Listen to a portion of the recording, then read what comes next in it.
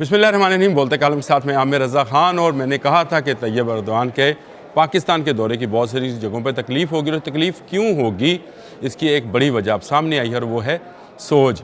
जी हाँ, मुँह सूझ गए हैं ना सिर्फ इसराइल, भारत, अमेरिका के तमाम के, क्योंकि पाकिस्तान ने तुर्की के साथ एक माहिदा किया है जिसके तहत SOJ सोच जिसको बोला जाता है, स्टैंड ऑफ जैमर का एक माहिदा हुआ है। ये एक तुर्क कंपनी है जो कि तुर्क एयरफोर्स के लिए काम करती है, और वो ऐसे जैमर तैयार करती है जिसका दुनिया में टेक्नोलॉजी है सिर्फ दो एक ममालिक के पास है, जिनमें से रूस, चीन और अमेरिका जो कि तरक्की याफ्ता ममालिक हैं उनके पास है।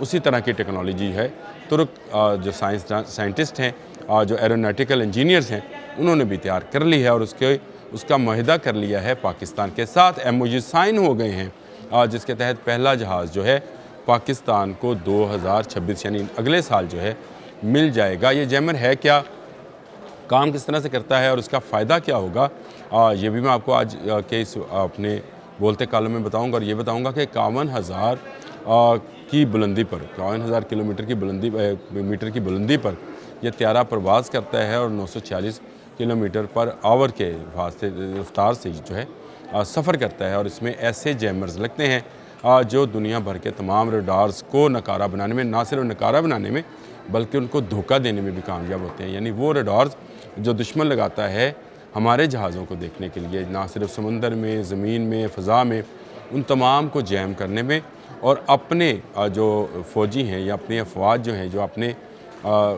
एहलकार हैं, या समुंदरों में हैं, या ज़मीन पर हैं, या फ़ज़ा में हैं, उन तक कम्युनिकेशन पहुँचाने में बिला रुकावट जो है वो कामयाब होता है। अच्छा, तुर्क एरोस्पेस इंडस्ट्री ने 2026 के लिए ये प्लान तैयार किया है, और इसमें पाकिस्तान ने एक बम्बार्डियर्स कंपनी है जिसने ग्लोबल 6000 एक त्यारा है जिसको ख़रीद लिया है, यानी ये त्यारा आ गया है।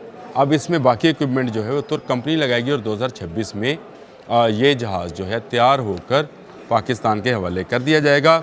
इसमें कम्युनिकेशन जैमर सिस्टम है, 3 इसमें ऐसे सिस्टम्स हैं जो इसको जदीद तरीन जहाज़ बनाते हैं। कम्युनिकेशन जैमर सिस्टम है, रडार जैमर सिस्टम है, और कम्युनिकेशन सेफ सिस्टम है।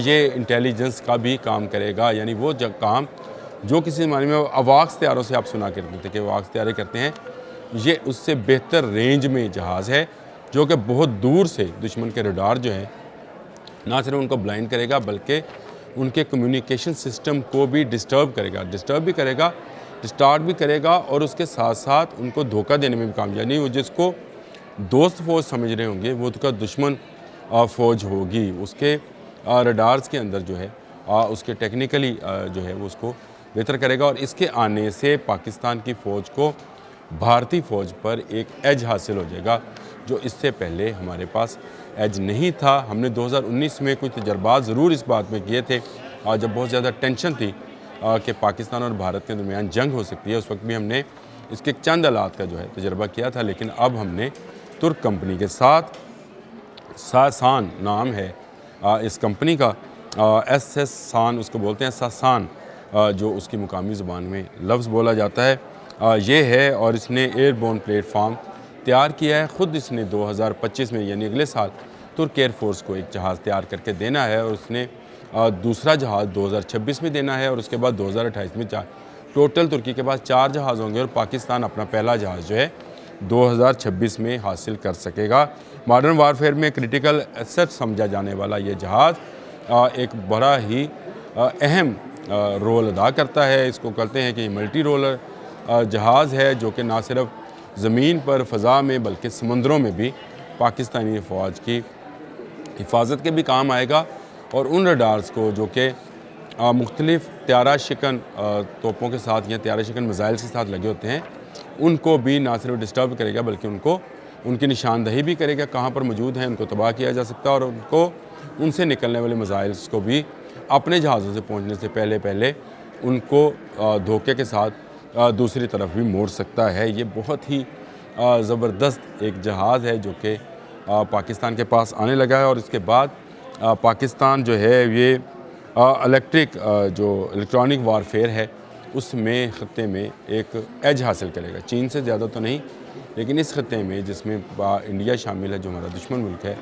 उस पर उसको एक एज हासिल होगा। बहुत दूर से जहाँ पर दुश्मन के त्यारे ना पहुँच सकें वहाँ ये प्रवास करता है। मैंने आपको बताया था कि 51,000 फिट की बुलंदी पर ये प्रवास करता है और उसकी जो रेंज है वो 10,927 किलोमीटर है, यानी यहाँ तक ये प्रवास करता है। और रोल्स रॉयस का इंजन है इसके अंदर और इसकी हद रफ्तार 51,000 जिसका मैंने पहले भी जिक्र किया था और इसकी बुलंदी पर प्रवास 946 किलोमीटर पर घंटा के हिसाब से ये प्रवास कर सकता है। 3 तरह की मैंने आपको बता दिया, ज़मीन, समंदर और फ़ज़ा में ये कम्युनिकेशन सिस्टम को ना सिर्फ जैम कर सकता है बल्कि इंटेलिजेंस का काम भी कर सकता है और निशानदही कर सकता है कि दुश्मन की तोपें कहाँ कहाँ पे हैं या दुश्मन के जहाज़ कहाँ पे हैं, दुश्मन के बहरी जहाज़ कहाँ पे हैं। तो एक मल्टी रोल बेहतरीन किस्म का सिस्टम जिसको सोच बोला जाता है ये पाकिस्तान के पास आने वाला है। खुशखबरी है और ये जहाज़ आने के बाद पाकिस्तान को खित्ते में भारत सी फ़ौज पर बर्तरी हासिल हो जाएगी। और पहले भी हम नाकाबिल तस्वीर हैं, लेकिन अब हमारे शहीन, हमारे नेवल ऑफिसर, हमारे ज़मीन पर काम करने वाली आर्मी सब जो हैं ना सिर्फ महफूज रहेंगे दुश्मन के मिसाइल से बल्कि उनको निशाना बनाकर ठीक निशाना बनाकर तबाह करने की भी सलाहियत रख सकेंगे। आज के लिए इतना ही। अल्लाह हाफ़िज़।